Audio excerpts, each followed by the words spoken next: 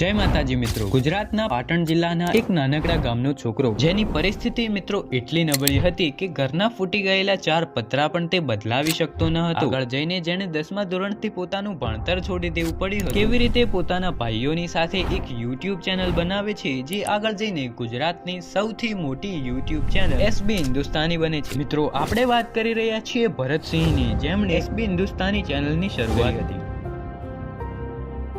શરૂઆતના સમયમાં ભરતસિંહ જ્યારે 9મા ધોરણથી 10મા ધોરણમાં આવ્યા ત્યારે તેમની પરિસ્થિતિ ખૂબ જ નબળી હતી। તેમના ઘરના પતરા ફૂટી ગયેલા, પણ તેમની આર્થિક પરિસ્થિતિ એવી હતી કે તે પણ તેઓ નવા નખાવી શકતા ન હતા। નબળી આર્થિક પરિસ્થિતિને કારણે 10મા ધોરણથી પોતાના પિતાજીને મદદ કરવા તેમણે ભણતર છોડી દીધું અને બોર્ડની પરીક્ષા ન આપી। તે સમયે તેઓ એવું માનતા હતા કે જો તેઓએ બોર્ડની પરીક્ષા આપી દીધી તો તેમના પિતાજી ગમે તે કરીને તેમને ભણાવશે, પણ તેમને પોતાની આર્થિક પરિસ્થિતિ નો ખ્યાલ હતો।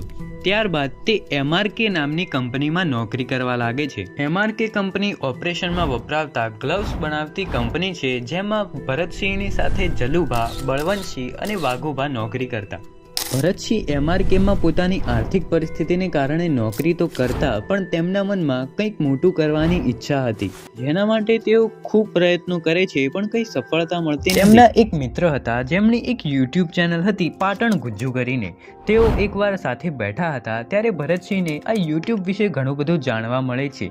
ત્યારે તેમના મિત્રને તેઓ કહે છે કે મને પણ એક YouTube ચેનલ બનાવી આપ, અને તેમના મિત્ર તેમને એક YouTube ચેનલ બનાવી આપે છે। અને અહીંથી મિત્રો YouTube જર્ની શરૂ થાય છે। પછીથી મિત્રો તેઓ MRKની સંપૂર્ણ નોકરી છોડી ડીસા જઈને એક પેટ્રોલ પંપ ઉપર નોકરી કરે છે। ત્યાં પેટ્રોલ પંપ ઉપર દિવસે તેઓ કામ કરતા અને રાતના સમયે ત્યાં તેઓ પેટ્રોલ પંપના વાઈફાઈ થી એડિટિંગ અને વિડીયો અપલોડ કરતા। મિત્રો પછીથી તેઓ પેટ્રોલ પંપની નોકરી છોડી દે છે। હવે તેમનો સંપૂર્ણ આધાર YouTube ઉપર હતો। ઘરમાં કરિયાણું લાવવા સુધીના પૈસા ન હતા। તેઓ ખેતરમાં હારીને બેઠા હતા। ત્યાં તેઓ તેમના એક મિત્ર સૌરવભાઈને ફોન કરીને કહે છે કે હું ખૂબ હારી ગયો છું, હવે ઘરની જિમ્મેદારી મારાથી સંભળાશે નહીં। તે સમયે તેમની મમ્મી બીમાર હતા, પણ તેમની જોડે દવા લાવવાના પણ પૈસા ન હતા।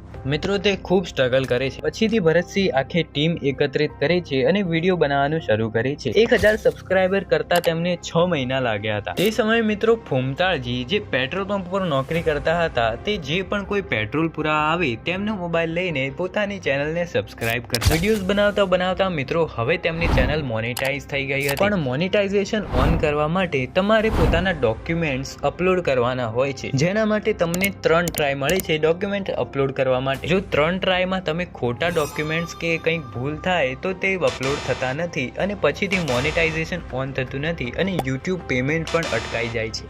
આપણા ભાઈઓ સાથે પણ આવું જ થયું। 3 ટ્રાય તેમની પૂરી થઈ ગઈ અને તેમની YouTube પેમેન્ટ અટકાઈ ગઈ। અહીં તેઓ ખૂબ નિરાશ થઈ ગયા। ત્યારે તેઓ પૂર્વાભાઈ સધી માતાજીને પૂછે છે અને માતાજી તેમને 2 દિવસમાં પ્રોબ્લેમ સોલ્વ થઈ જશે તેવા આશીર્વાદ આપે છે। પછીથી તેઓ વાયા રાધેભાઈ જોડે જાય છે અને બધી જ પ્રોબ્લેમનું સોલ્યુશન થઈ જાય છે। મિત્રો ત્યારબાદ બધા જ ભાઈઓ ભેગા મળીને ખૂબ જ મહેનત કરે છે।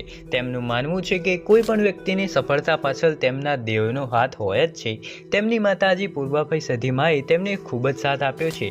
ચેનલ શરૂ કરી ત્યારથી તેઓ એક જ સંકલ્પ સાથે ચાલ્યા છે કે 1 રૂપિયા પણ ક્યાંયથી અલગ કમાઈને ન લાવો, બધું જ ભાઈઓનું છે, કોઈનું કાંઈ અલગ નથી કે નોખું નથી। મિત્રો SB હિન્દુસ્તાનીનો હેતુ શરૂઆતથી જ સમાજ હિત અને સમાજ કલ્યાણનો છે। તેમના વિડીયોઝમાં કોઈ અયોગ્ય વસ્તુ કે દ્રશ્ય બતાવવામાં આવતું નથી। આજે ભરતસિંહ અને બધા જ SB હિન્દુસ્તાનીના ટીમ મેમ્બર્સ ખૂબ જ લોકસેવાનું કામ કરી રહ્યા છે। તો મિત્રો આ હતી SB હિન્દુસ્તાની ચેનલની સંપૂર્ણ સ્ટોરી। વિડીયો કેવો લાગ્યો કોમેન્ટમાં જરૂરથી જણાવજો। તમારા ફેવરેટ કેરેક્ટરનું નામ કોમેન્ટમાં જણાવતા જજો। વિડીયોને લાઇક કરી દેજો, ચેનલને સબસ્ક્રાઇબ કરી દેજો અને નીચે હાઈપ બટન કરીને એક ઓપ્શન આવશે તે જરૂરથી કરજો, જેથી તમારા ભાઈનો વિડીયો ખૂબ જ આગળ જાય। જય માતાજી। મિત્રો અહીં નોંધ લેજો કે મેં ભરતસિંહના ફક્ત MRK કંપનીના સ્ટ્રગલની જ વાત કરી છે, તેના સિવાય પણ તેમણે ખૂબ સ્ટ્રગલ કર્યું છે। અમુક બાબતો મેં વિડીયો લોંગ થાય તે માટે ઇન્ક્લુડ કરી નથી।